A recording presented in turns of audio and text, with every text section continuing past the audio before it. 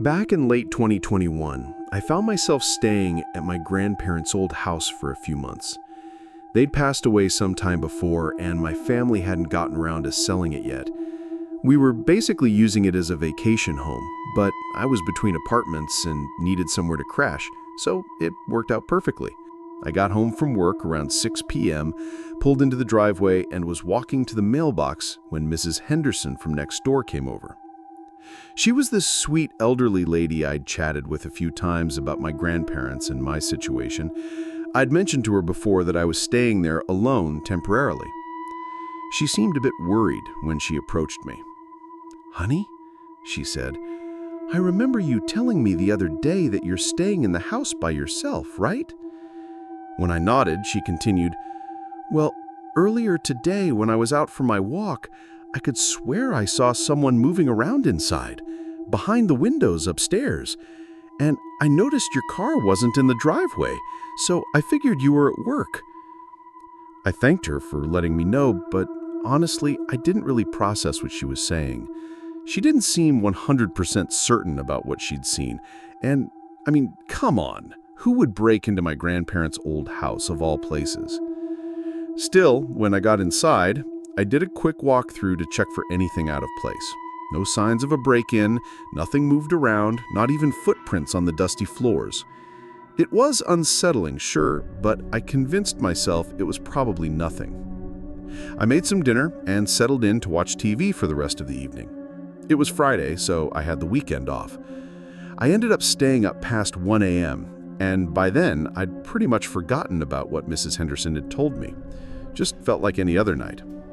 When I finally decided to head to bed, the house was completely dark since I hadn't bothered turning on most of the lights when I got home earlier. The sun had been out then, but now it was the middle of the night. I climbed those creaky wooden stairs to the second floor and made my way down the hallway to the bedroom.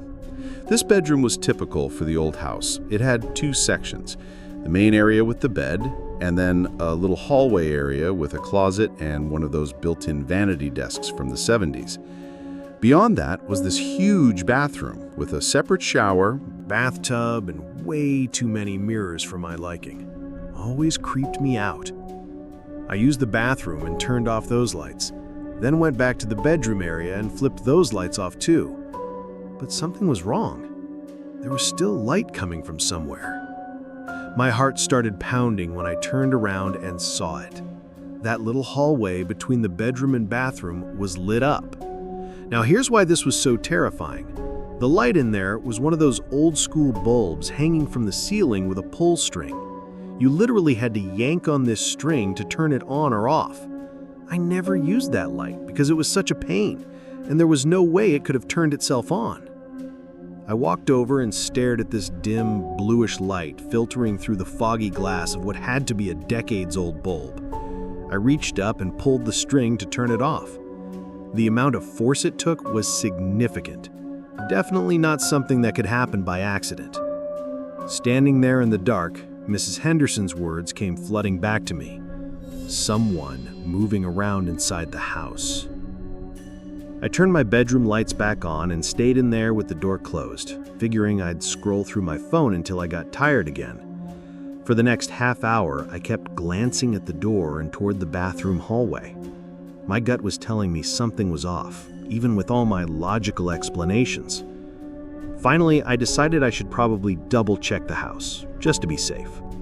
I opened the door to the main hallway upstairs. The house was dead silent. I walked down to the spare bedroom and opened that door. It still had all my grandparents' old furniture and a bunch of boxes stacked against the wall.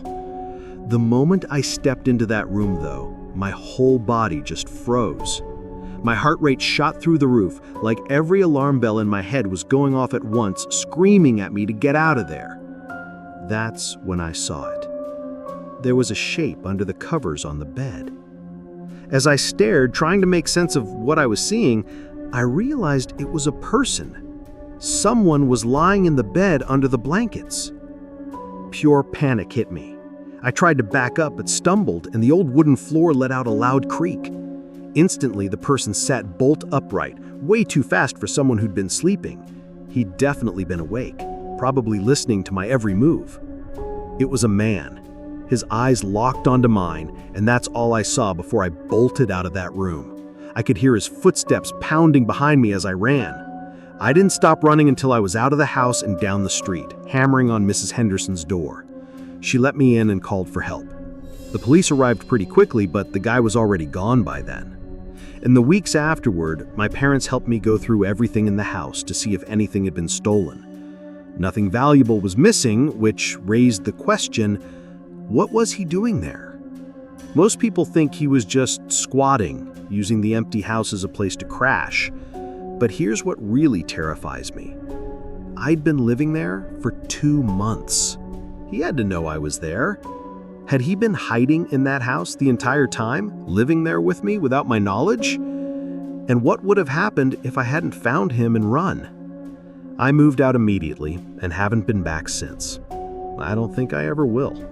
Don't forget to like and subscribe if you dare to hear more chilling stories. I was driving back from visiting family. Nothing special, just a few days with relatives. The drive was always brutal though, about 14 hours total. Too long to do comfortably in one day, but not quite long enough to justify getting a hotel and stretching it into 2 days. I always forced myself to power through it, which pretty much killed any enjoyment of the trip. I'd left around 3 in the afternoon, so I was driving through the night. Not the smartest move. By midnight, I was exhausted. But this stretch of road was completely isolated. Just empty forest roads and open nothing, with maybe a gas station every 50 miles and some random dirt roads leading to who knows where. I really needed something to keep me awake, coffee, energy drink, anything. That's when I spotted a small gas station set back in the trees off the highway. As I pulled in, something felt off about this place. It wasn't one of those modern stations with the big canopy over the pumps. Just a few old pumps sitting out in the open with no lighting around them. I parked next to the other cars and walked up to the door. I couldn't see anything through the glass except my own reflection until I opened it. The second that door opened, every single person inside, 4 or 5 men scattered throughout the store, immediately turned and stared at me, not just a casual glance. They all stopped what they were doing and fixed their eyes on me with these completely blank, emotionless expressions. That's when I noticed the place was not just dark, but completely empty. All the shelves were still there, but there was nothing on them, nothing at all. Even as I was taking this in, these men were still staring at me like I absolutely did not belong there. This whole thing took maybe 10 seconds before I backed out, let the door close, then hurried back to my car. I had no idea what I just walked into, but it felt like I'd interrupted some kind of cult meeting at an abandoned gas station. I got out of there fast and back onto the road. I tried not to think about it too much. 10 minutes later, I'd accepted that I'd never know what that was about and went back to looking for a real, open gas station. The empty road ahead didn't look promising, though. Another 10 minutes passed when I saw headlights coming up behind me. I was doing maybe 10-15 over the speed limit, and with no other traffic, this was the first car I'd seen in hours. Then I saw another set of headlights, maybe even more. They were all coming up fast. I moved to the right lane to let them pass. The first one did pass me, but then immediately cut back in front of me. I was already slowing down when they slammed on their brakes. I nearly had a heart attack as I hit my brakes and swerved, managing to stop just a few feet from their bumper with my car sideways. That's when it all clicked. This was one of the cars from the gas station. I looked in my rearview mirror, another car had stopped right behind me, and a third pulled up alongside my door. Within seconds, multiple men were getting out and surrounding my car. If this had happened during the day or on a busy road, maybe I would have tried talking to them. But at 1 a.m. on this desolate stretch with nobody else around, I felt like I had no choice but to try to escape. With cars blocking every direction, I drove off the road and into the trees. I didn't get far before I grabbed my phone and abandoned my car, sprinting into the forest. It was pitch black just 30 feet into the trees. I could hear them crashing through the woods behind me, but as I got deeper, I think they lost me in the darkness. I found a tree to lean against and waited there for what felt like an hour, not even daring to turn on my phone in case one of them was nearby and saw the screen. I just sat there in complete blackness. listening to the wind in the branches above me.